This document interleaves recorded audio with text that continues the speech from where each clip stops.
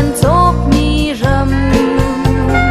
hun dang dang in an ngai mi ram bing na chu le sa thek lang ram lo bil chunga a mi an si volai le a chung mi thil vial de chung va ni a zuang va pun tling ha le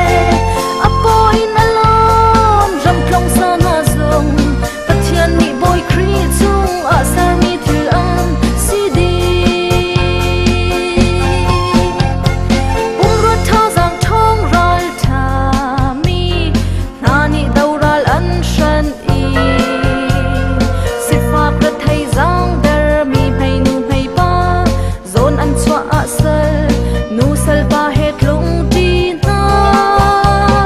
dam pur kam ti har rol dam le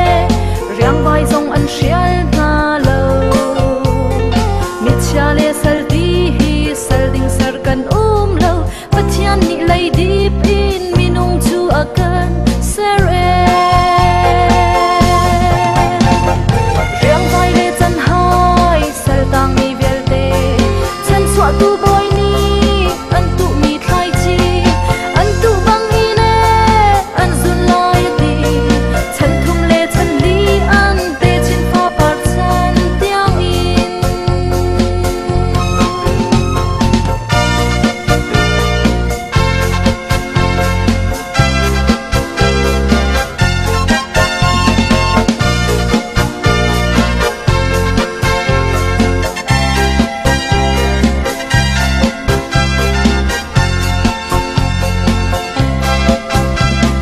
boy le cha shin e kan i ti